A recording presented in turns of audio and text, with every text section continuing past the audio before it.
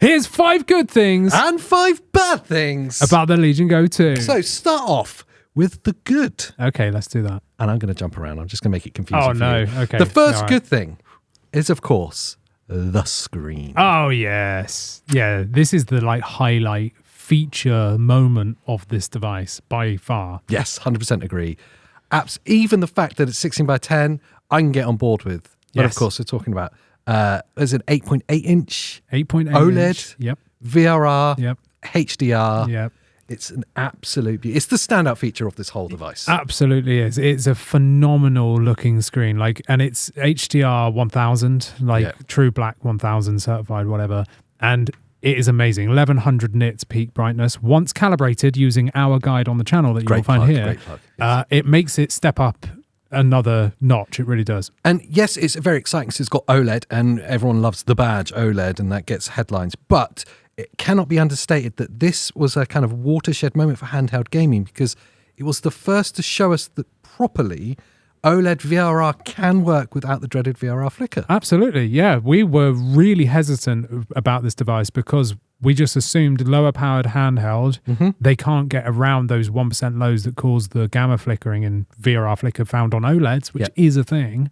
And they have. Yeah. I still don't really know how they've done it. I think having that VRR window be as low as 30, which is another massive point. This could, huge, yeah. Could be a point on its own, really, is the fact that this is the first handheld that's got a starting range of 30 to 144. So it's not only a faster refresh than all the other ones, it's actually a lower starting point for VRR, which is incredible. So yeah, it's just a phenomenal device for horror games, for any game. Any games, yeah. A head and shoulders above everything else that it competes with right now. Yes. It's time to pay the 128KB bills with today's totally impartial video sponsor, VITURE. Yes, I am reading the script through these glasses, if you were wondering. We absolutely love the Xbox Ally. It's an incredible device, but sometimes that 7-inch screen just doesn't really cut it. You want more immersion. And that is where these come in, the VITURE Luma Ultra. These put a massive 152-inch 1200p virtual screen right in front of your face. It's got 1500 nits of brightness. It's genuinely the sharpest XR glasses. That's not all though. To celebrate the 5th anniversary of Cyberpunk 2077, VITURE have teamed up with CD Projekt Red for this insane translucent angular design straight out of Night City. It's even got dynamic lighting effects as well. It was designed by the actual art team at CDPR. 120 hertz for buttery smooth gaming. And of course, it is optimized for the Xbox Ally, the Switch 2, and any other handheld really as well. And also, this is a true collector's piece. They are limiting these to just 10,000 serialized units worldwide. So once they're gone, they're gone. Even more jealousy for the fact they didn't send me one, but there we go. If you want the ultimate bleeding edge way to play Cyberpunk or anything else for that matter on the go, then these are it. Hit the link down in the description to secure your serialized units before they sell out. And by doing so as well, you're directly supporting what we do here on the channel. So massive thank you to you and to VITURE for sponsoring this video. Okay, the first bad then. Oh, I'm going to put this one to you because this is my pet peeve with the Lego 2. Okay, go on. The size. Size. I think for some people at least, yeah, it could be too big and too heavy. I totally get that. I came from an Ally X. Yeah. Which is one of the smaller devices. Beautifully compact. Yes, its favorable feature, in my opinion, is how small and compact it is. Yeah. It makes it truly portable. Whereas this is what I always saw in my head as like a laptop replacement. This thing is big, it's chunky, it's heavy. To the point where I pretty much only play it with the kickstand fully out so that I rest all the weight on my legs or on a table or whatever it might be, and then I just kind of grip the sides. So I totally see that the size of the thing could be a problem for people, especially if you've got small hands or if you're not particularly strong, So I know some of the females, like my wife's very petite and she's like, this thing is too big, I think it's arguable that it's on the limit, right at the limit of what you could consider a handheld. Yeah. Yeah. I think it's fair to say. Yeah, so it could be an issue for me. The workarounds, using the kickstand out all the time and going to the gym. Yeah, that's fair. That helps. You do a lot of wrist thing up. exercises as well. That's it. Which is an important part. Yeah. And that actually leads really seamlessly to the second good thing. Oh yeah, which you just kind of touched upon. Oh, and that's the versatility of playstyles that it offers. Yeah, because it's the only device that's basically copied Nintendo. 100% is like the super. It's the Switch 2's biggest brother. It's the Switch 2 OLED. We finally got one. Yeah. But I think this is a bit of an underutilized feature set of the Legion devices. The original device did this as well. They've continued it over for the 2. And initially, when I first got it, I was like, I'm not going to do that. Do you know what I mean? I was like, I'm just going to play it together as a handheld. Then I found myself, again with the weight, so this is another good thing, I found myself taking the Joy-Cons off and propping the tablet up on the side of the chair or on a table and then holding the Joy-Cons individually and then playing like that. And it makes it really comfortable because you've got no weight then. When you say underutilized, I totally agree. That combination of kickstand and detachable controllers, it's a really underutilized way of playing. Just even if you're using it even without the mouse mode kind of idea. Just as two controllers. I think it's a beautiful way of playing it, especially now because you've got that bigger screen, a bigger size. Yeah.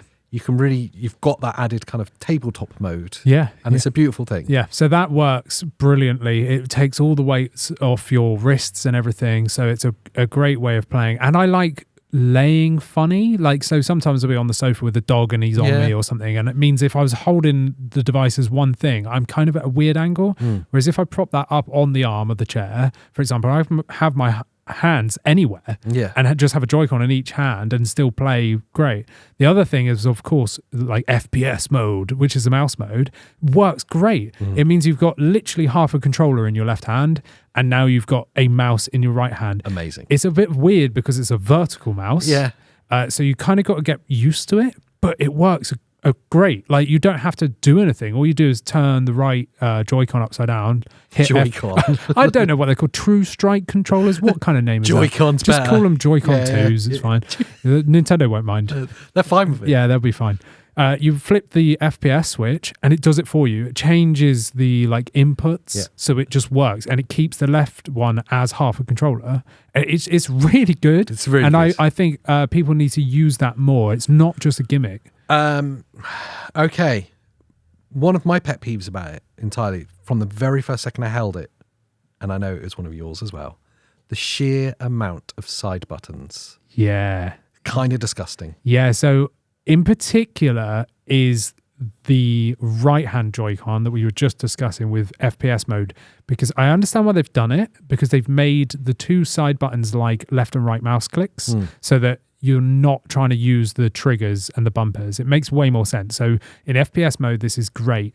In handheld mode, however, the way, because it's heavy and big, as we've discussed, that weight of you holding the thing means you do accidentally press the two side buttons. Now, they are by default disabled, so there's nothing bound to them. So you're not actually doing anything, but it is kind of annoying that you're clicking them in. Yeah. And even for me, it is a bit of a bugbear. And there's that thing for those of us that are even back paddle adverse, let's say. I've only recently started embracing back paddles. Yeah. I always had them switched off by default. When you're not used to using them, just touching them changes how you grip a controller instantly. You kind of reject it. I better not touch that just in case. Yeah, you're like, what have I done? It takes you out of the immersion. Takes you out of the immersion. Yeah. And that could be a problem. It's just because of the sheer amount of them. Yes. But before we hit on it too hard and being negative, it also is in number 3 as one of the good things about this is the sheer amount of buttons and the macros that are available, the binding that you can do. Yeah, absolutely. So versatility there's huge. Yeah, I love back paddles, and the more the better for me. Like, I actually was kind of annoyed with any controller or handheld that's only got 2 back paddles. That's not enough for me. Yeah. I want 4, like the Steam Deck, like minimum. Whereas this has got so many, I rebind all of those. Oh, wow. And I have stuff all over like the Edward thing. Scissorhands. Yeah. No, but I'm so used to it now because I've bound them myself. I know what they are. So I have a load of the a load of the AMD Adrenaline shortcuts linked to it so that I can use AFMF2 on a game. If it doesn't support frame gen itself, I can literally press the side button and now I've got frame gen in the game that doesn't support it. I have the AMD overlay toggle on one of them. Okay. Yeah, I have a quick shortcut to open the entire app if I want to go in and mess with AMD driver level settings. Like I rebind L3, R3 to the backs, and then I've still got a couple of extra buttons for game specific that I'll make its own profile. It's incredible, really. But the other good thing as well, just before we wrap up that, is those side buttons completely get fixed by using that TPU case that we show 100% on the channel, because that TPU case stops them from being accidentally pressed, but it's still perforated enough so that if you want to use it with enough force, you can actually click them in. So it's kind of a non-issue if you get that. They're kind of half cut out, aren't they? Yes. They say perforate. You can still see them. You just have to be a bit more purposeful when you press them. Absolutely. Going back to the bad, number 3 in the bad, and it kind of carries on a bit of a theme of ergonomics. Yes. And specifically on the ergonomics, is the right stick. Yeah. It can be, let's just say, uncomfortable. Twin stick kind of FPS games, it can become a little uncomfortable. And I think that just comes down to the sheer size and weight of the thing as well. Yes. Because you need to kind of drop it depends on your play style. Some people like aiming with the ball of their thumb. Yeah. I'm more of a tip person. So I put the tip of my thumb on a joystick. Hard to think when you're not playing. But yeah. So I've noticed this myself. And if I use the tip of my thumb, I need to drop my hand down slightly. Yeah. Once you're in that tabletop mode, this is a non-issue because you can grip the thing however you like it and it's fine.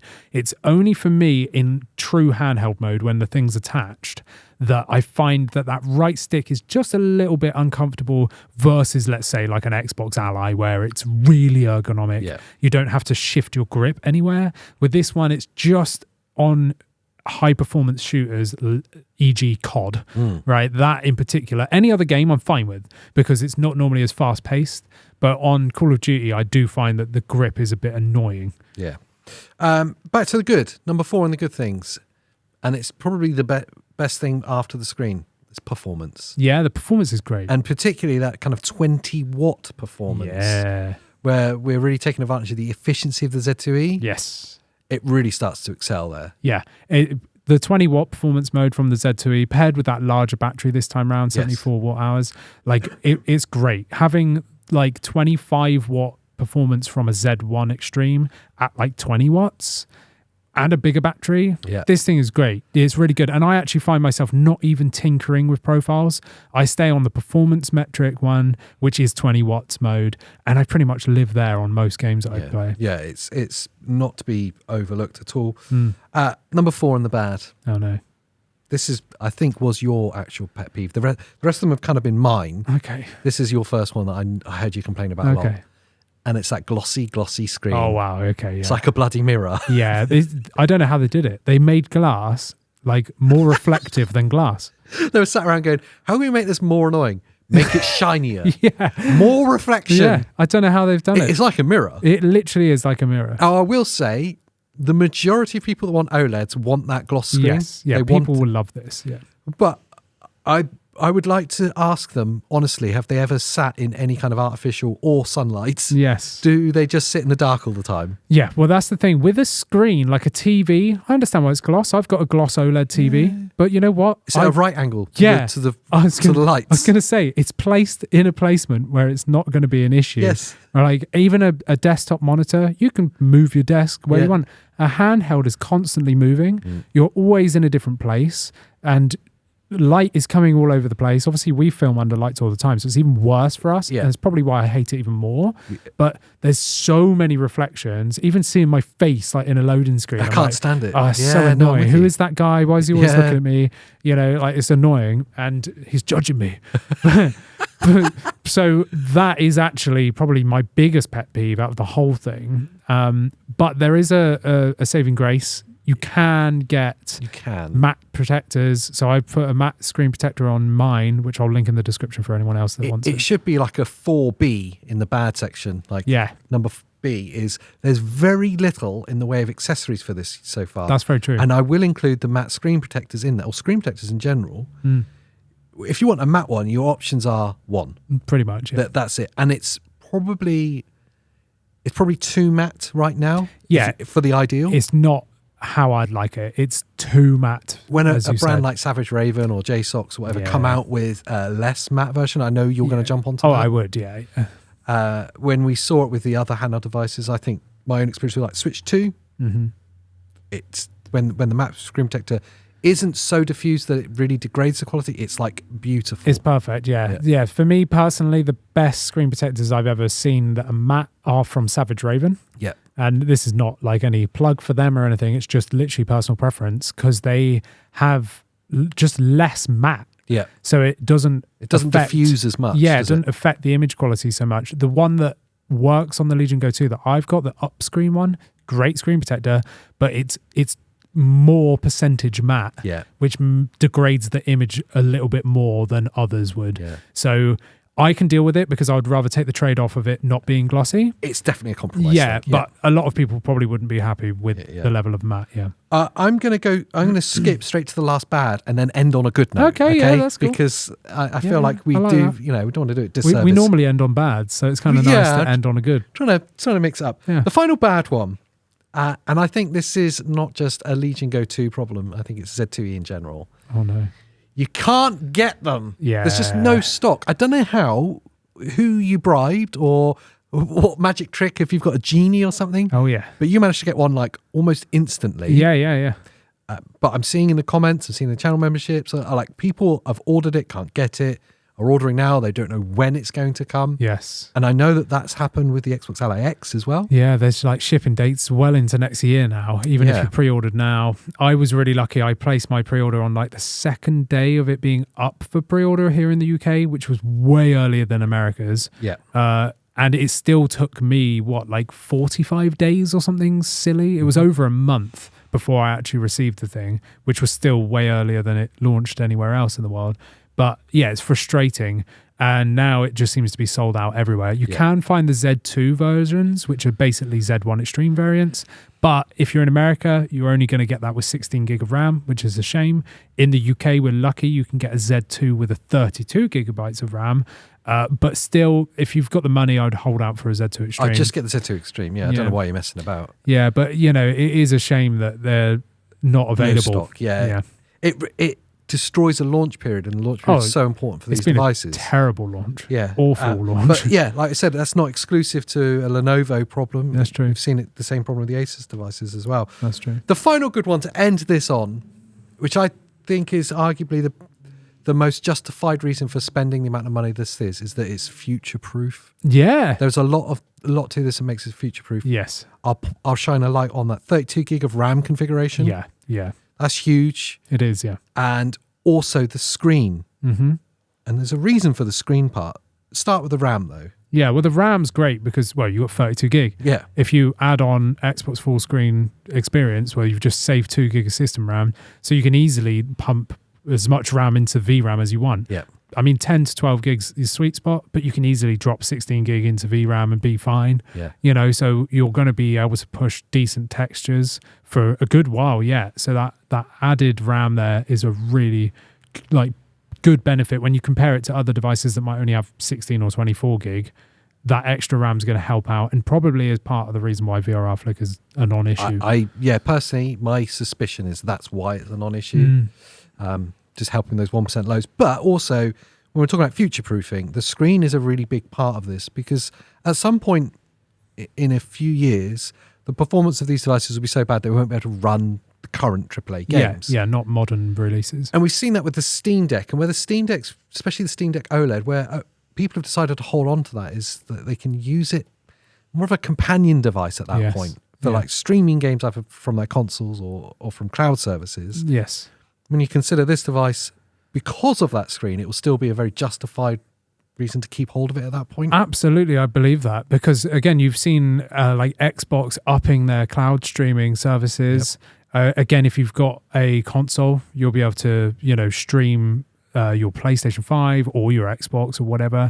But even if you're doing it on a local network via Moonlight, these apps and stuff support HDR streaming now. Wow. So this screen, even when the performance is no longer playable, you will be able to stream from other devices to this and it's got built-in controllers. Do you know what I mean? Yeah. It basically turns it into a glorified like PlayStation Portal. Yeah. Which is great because you've spent all this money, potentially had 3 or 4 years decent use out of That's it. the important part. Yeah. And now it will continue to live on for even longer when you stream to it, because that screen's never going to get worse. No. You know, like unless you leave it with a burn in for like 50,000 hours, then yeah. But if you're playing games on it, it shouldn't burn in. So yeah, like I think it's got a really good possibility for future proofing just by using it as a remote playing device. Yeah, it's an exciting prospect because it does have to be considered. They're expensive, and part of that equation of do I invest this amount of money is how long is it going to last me? One of the most common questions we get is, should I buy X now or wait for? Yeah. And we always say, just get the best thing you can afford right now. Mm-hmm. But when it's so expensive, you want to be able to say to people, don't worry though, because you'll be able to use it for 3 a long years, time. 5, and like with all of these devices, it's hard to say 3 years, they're probably all going to be struggling. Yes. But, yeah. To have something, the screen is so good that it justifies it as a streaming device as well. Yeah. Maybe that's enough to push you over the edge to get it. Mm. I don't know. I want to know what you guys think though about the Lego 2, which is what we call it. Yes. In all of our Trello boards, it's always Lego 2. Yeah, it is indeed. It's now the Lego 2, all right? Live with it. It is. Let us know what you guys think down in the comments down below. Whilst you're down there, like the video, subscribe for more handheld gaming content, and what else should they do? Check out our other videos, maybe the tips and tricks videos or the HDR calibration guide. If you're interested in the matte screen protector or the TPU case, I'll put the link in the description as well. And also become a member and you get to chat to us on our private Discord as well. Nice. Until next time. Bye.